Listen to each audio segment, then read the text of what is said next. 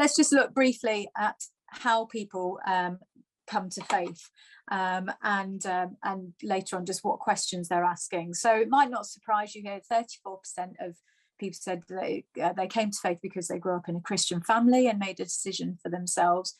But a big percentage there, 24%, said it was through reading the Bible that was one of the most significant impacts in them coming to faith.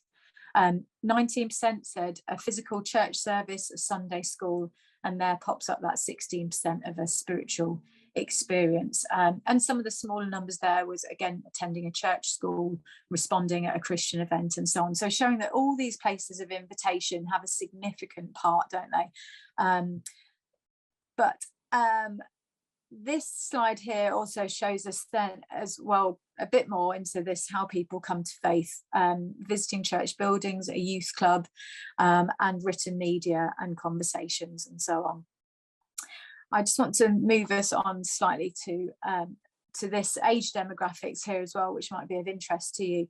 So we asked again, what age had those Christians, practicing and non-practicing Christians, come to faith? And what people said here was 33% said that they would say that they became a Christian at birth. They were born into a Christian family and made a decision for themselves.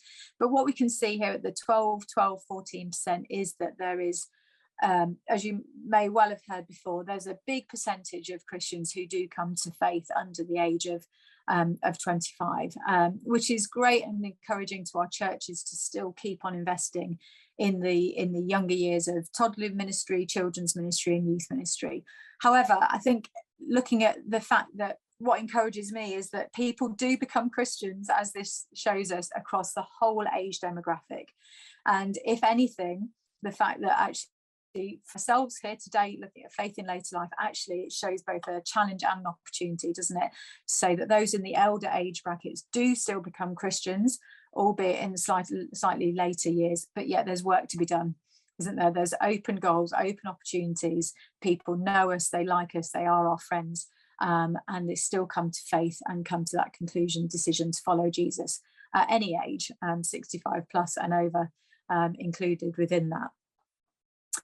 So let me just pause there a moment and let me think, before we go into breakout rooms, just to flag with you again what interested me in some of the questions that people are asking. We heard that 18% of people, when asked what are the main questions that you're asking about faith or life or the universe, it came out that 18% said, will everything be okay?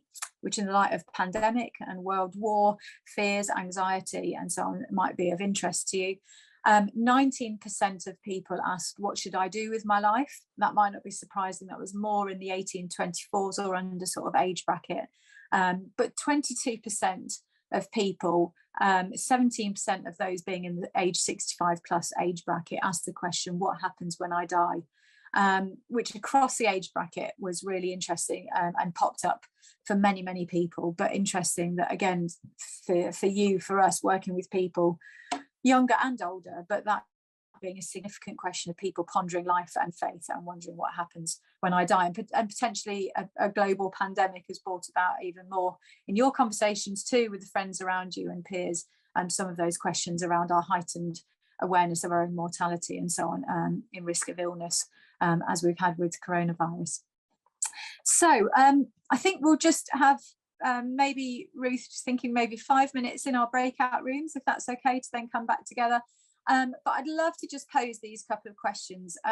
Again, on that bunch of findings, we've just looked at the conversations and what people's perceptions are from a non-Christian perspective. We've looked at Christians' confidence in edging into those conversations with their non-Christian friends. I'd love to hear, again, what interests you, what surprises you? Do you see this represented in yourself, in the people that you're working with?